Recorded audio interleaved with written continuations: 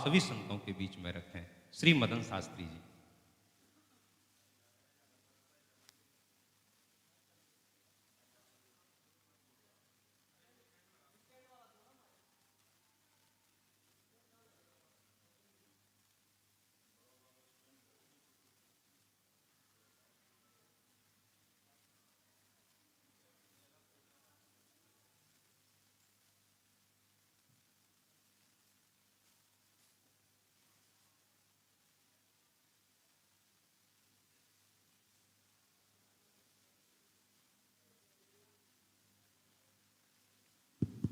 श्री राधे, श्री राधे, श्री राधे।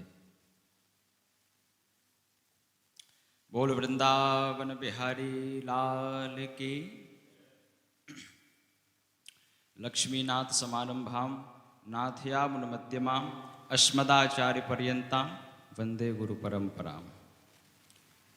मंच पर विराजमान आचार्यगण एवं विद्वत वरेण्य एवं हमारे गुरु स्वरूप और हमारे श्री अनिरुद्धाचार्य जी महाराज एवं मेरे गुरु स्वरूप श्री नरोत्तम शास्त्री जी महाराज, मैं सभी के चरणों में बारंबार नमन करता हूँ। और जिनका मैं नाम नहीं जानता हूँ उन सभी महापुरुषों के चरणों में मैं नतमस्तक होकर के बारंबार प्रणति निवेदित करता हूँ। और आप सभी भक्तों को मेरा प्यार भरा राधे राधे। ऐसे काम नहीं चलेगा, आपको बोलना पड़ेगा मेरे साथ, राधे राधे।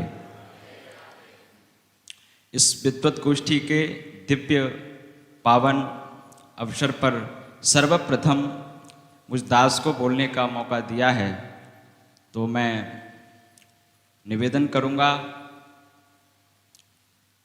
कि महापुरुष एक साथ इस मंच पर विराजमान हैं। ये विद्वत गोष्ठी का जो आयोजन किया जाता है, जो पूर्व से चला आ रहा है, अब तो समय के हिसाब से थोड़ा इसका दर्शन कम होने को प्राप्त हुआ है, परंतु इस विद्वत गोष्ठी का मतलब क्या है? सभी महापुरुष संतगण एक साथ एक मंच पर विराजमान क्यों होते हैं? क्योंकि बताते हैं कि महापुरुषों के कृपा के माध्यम से ही हमारा मुक्ति का द्वार प्रशस्त होता है। भागवत में ही वर्णन आता है, जब देवहूति माता ने भगवान कपिल से प्रश्न किया, निर्विण्णाम नितराम भूमन असत्न्द्रिय दर्शनात् एन संभाव्य मानेन प्रपन्नांदम तम प्रभो। हे प्रभु, ये इंद्रियों के भोगों को हमने इतना भोगा है, सारा जीवन इनके भोगों में ही समाप्त कर दिया, परंतु फल क्या मिला? बोले दिने दिने नवम नवम की स्थिति है, जितना भी भोगो इनको पर कभी मन भरता नहीं है। इसका मतलब क्या है? इसका मतलब सीधा सा यह है कि इंद्रियों को आप कितना ही भोग कर लो, पर इंद्रियों से कभी वैराग्य आपको होने वाला नहीं है। तो क्या किया जाए कि इन इंद्रियों का जो संचालक है मन, उस मन को एकीभूत किया जाए। हमारे मध्य में स्वामी श्री महाराज जी का आगमन हुआ है, इंद्र देवेश्वरानंद सरस्वती महाराज जी का।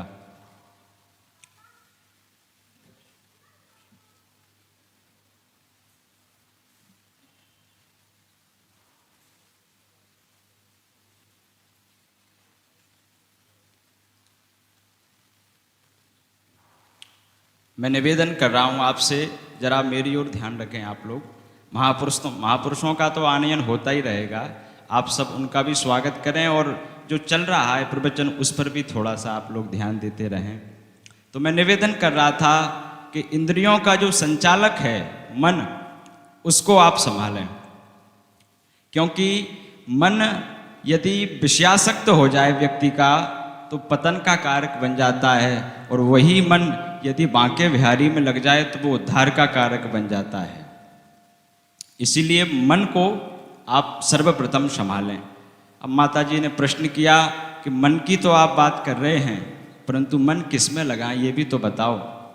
तब कपिल भगवान ने बताया कि इस मन को आप संतों से जोड़ें, महापुरुषों से जोड़ें। आजकल समस्या तो ये है, माता ने कहा कि संत की परिभाषा क्या है, संत कहते किसे हैं, संत वास्तव में कौन है? क्या ऐश्वर्यशाली है, बड़े बड़े आश्रम बने हैं, क्या उनको संत कहते हैं? किसको संत कहते हैं? संत की क्या परिभाषा है? तब बताया, तितिक्षव कारुणिका सुहृद सर्वदेही नाम अजात शत्रव शांता साधव साधु भूषण। ये सारे लक्षण महापुरुषों के बताए। संत को लोग जादूगर हो, जिसके पास सिद्धि हो, उसको संत समझते हैं लोग।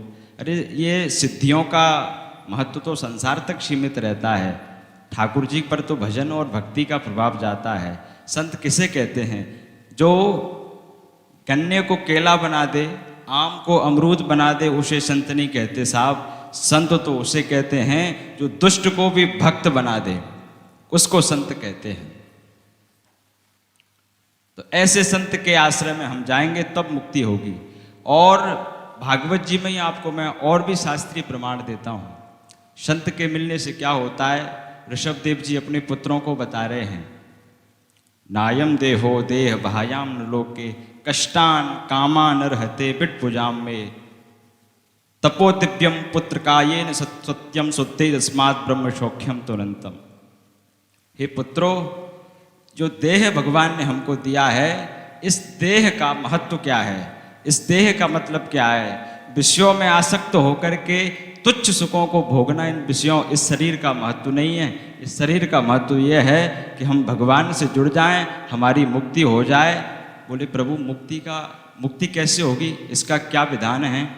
तब बताया, सीधा सा सरल अर्थ बता दिया, बहुत लंबी बात नहीं की है। महत सेवाम द्वार माहु विमुक्ते।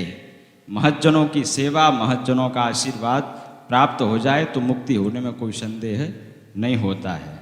तो महसेवा की जाए तब मुक्ति होती है। और भी कई प्रमाण दिए, सतान प्रसंगान मम्बीर संविदो। और तो और मैं क्या कहूँ आपसे, साक्षात भगवान ने भागवत में कहा है, साधवो हृदयम मह्यम साधु नाम हृदयम त्वम मदन्नत्वेन जानन्ति नाहम तेभ्यो मनागपि। साधु मेरे हृदय में हूँ और साधुओं के हृदय में मैं हूँ, ऐसे प्रभु। अच्छा, संत से यदि आप मिल गए तो संत देते क्या हैं?